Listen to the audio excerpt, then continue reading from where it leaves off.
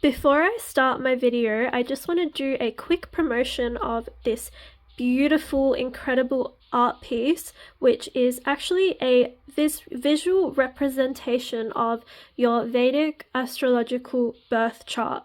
So this specific artwork is a representation of my own personal birth chart, which you can see my ascendant close up, and you can see my planets in this area, which is the sky. You can see in the center is the zodiac symbols, and then around you can see there's the constellations, and there are the nakshatras, and there are the different deities that sort of overarch these certain aspects of the sky. And so this new moon that I'm going to be talking about in this video, which is happening in Libra, which you can see right here, and it will be in the sign of Swati, which is right here. You can see this is Vayu, the wind god. And yeah, this is available on my Etsy if you're interested. The link is in my bio on my YouTube channel. Hello everyone, my name is Lakna. Welcome back to my channel, and also welcome if you're new.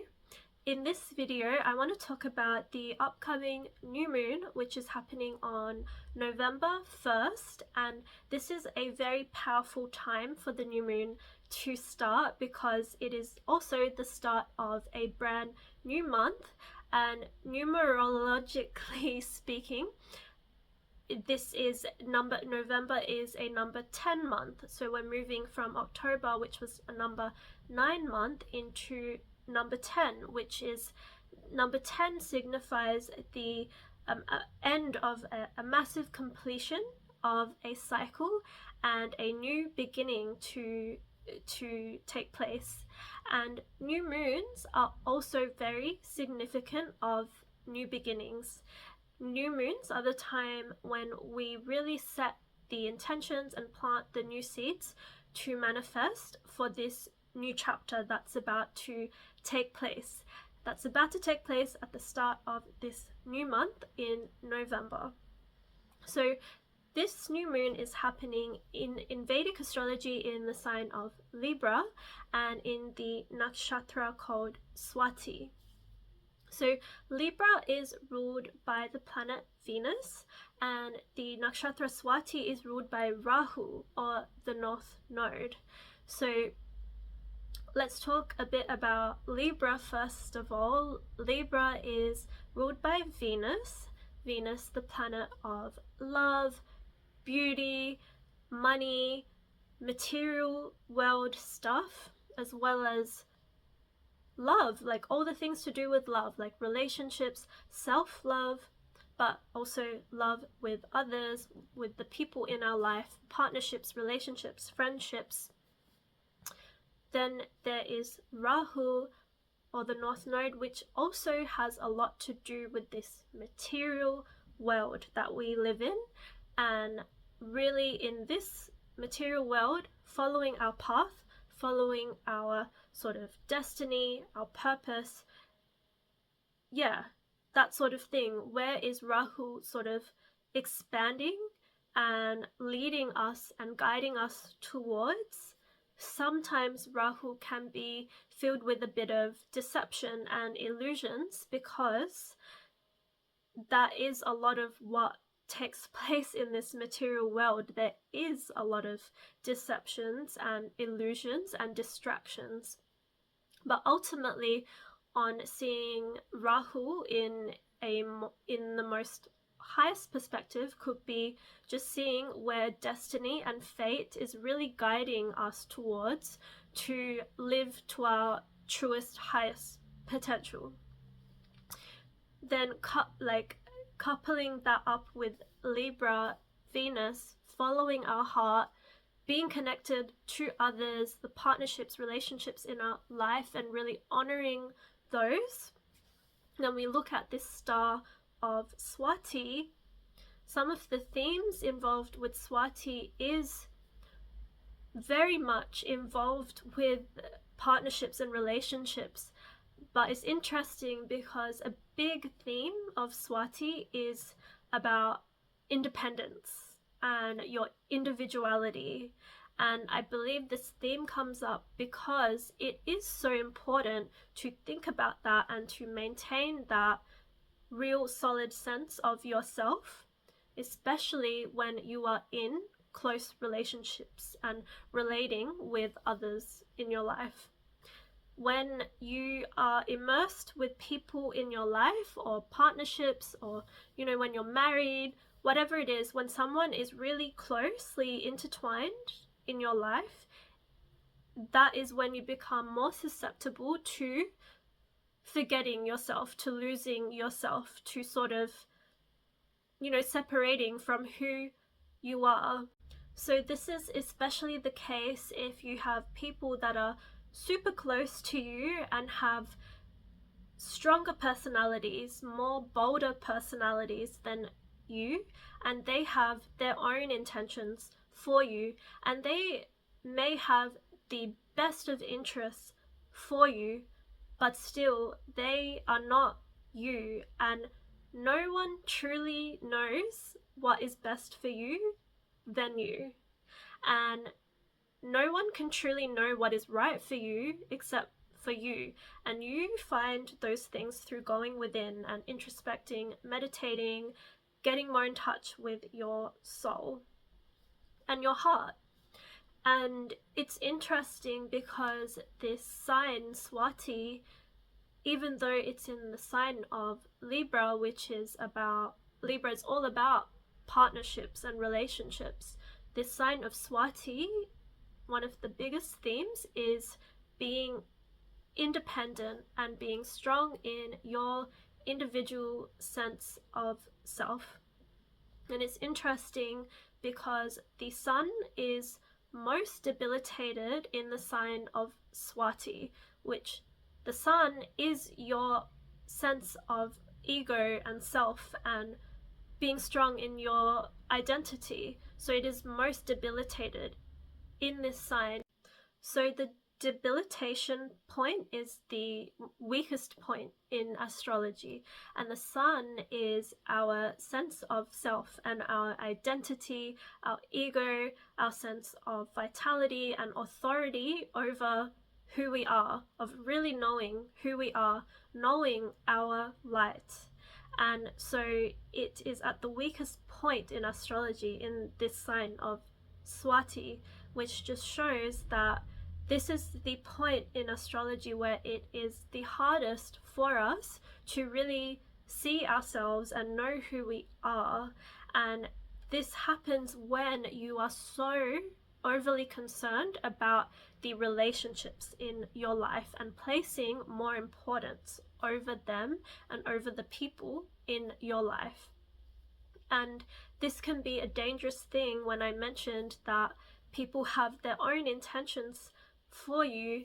Like, an example coming to mind is like parents who are overly protective, and it comes with so much love and care, but they have their own ideas of what is going to help their child to become great, to become successful, to be safe.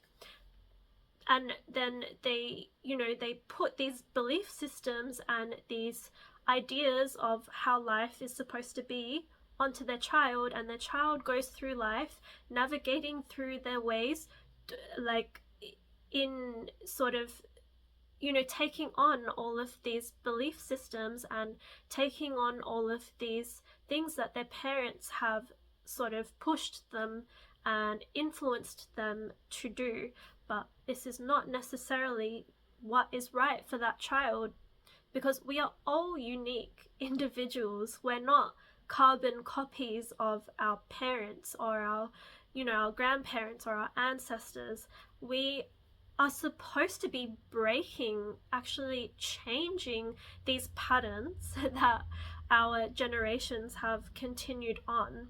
And for sure, there are traditions that we are supposed to uphold and keep and stay true to our familial values.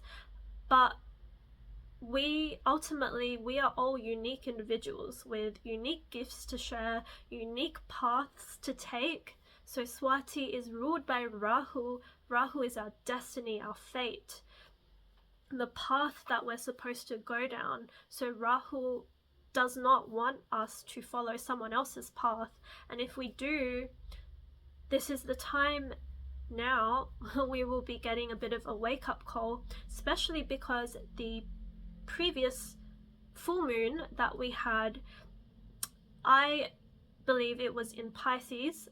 Most astrologers said that it was in Aries. So either case, it was at the very, very final degree, which was, whether you see it in Pisces or Aries, it was definitely at a Gandanta point, which means it was at a very karmically sort of point where we are ready to heal and release some karmic wounds, untie some karmic knots, so that we can really let go of some ancestral patterns and really, start anew, start afresh.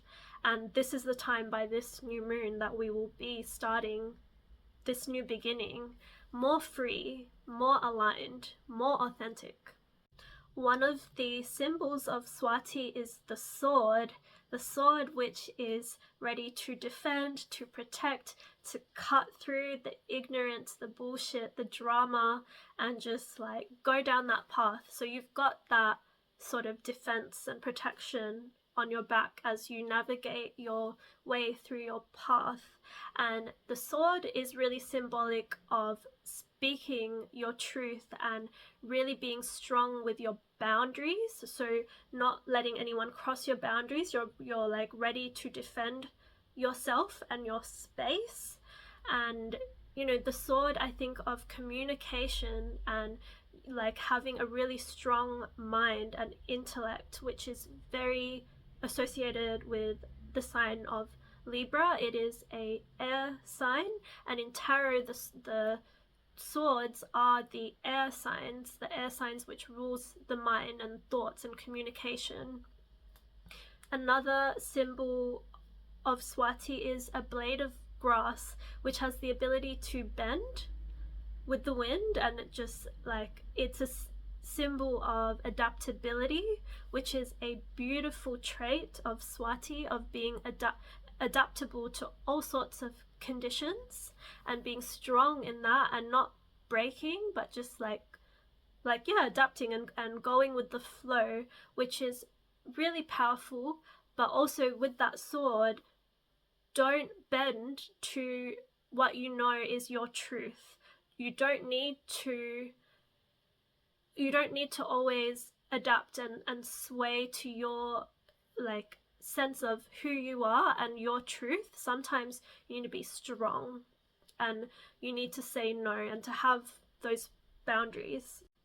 The deity that rules over Swati Nakshatra is Vayu, the wind god, who rules over the element of air. So at the time of this new moon, a powerful practice that you can do is breathwork, and really reflecting on the way that you sort of breathe.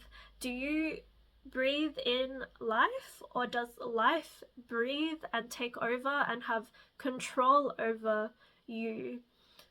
Those moments when you have a busy day and you're just moving from one task to another, and then you have to stop for a moment and you realize you haven't really even been breathing because you've just been so go, go, go. That's when life is sort of taking over.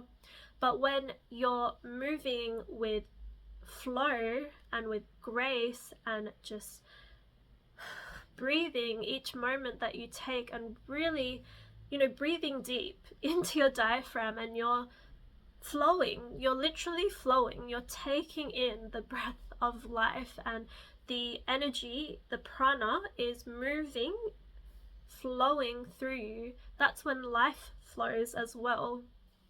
And just reflect on that. How do you breathe, and how can you breathe better and take moments out of your day to slow down and reflect on your breath? And another powerful thing about your breath is reflecting on when you're breathing in, if you are breathing equally through both nostrils, because the left nostril represents your feminine energy and your right your masculine. So that can tell you if your energies are in balance as well, and if not, that's some deep diving that you can do to rebalance those energies within yourself. So those were the main points I wanted to share with you all about this new moon. I hope that it is such a magical and powerful new beginning for you all. And I hope that you're all able to take some space to do a little sort of self-care ritual for you on the day of the new moon, even if it's just 5-10 minutes out of your day to take out that time to meditate. I'd love to hear as well, and let me know in the comments what sort of new moon rituals that you like to do for yourself, especially if there's something unique that you like to do. I personally really try to fast on the day of or the day before of leading towards the new moon, to just really clear and detox my vessel, to make space for the new that's to come. Sometimes I like to declutter my space and sort of do a bit of, just a decluttering, and then I like to go donate those clothes to like the one of the op shops. But yeah, is there anything that you'll like to do? Especially this new moon, I'm going to be doing some breath work, and I hope that you all can too. But yeah, I hope that you all have a beautiful new moon, and I will see you all in my next video.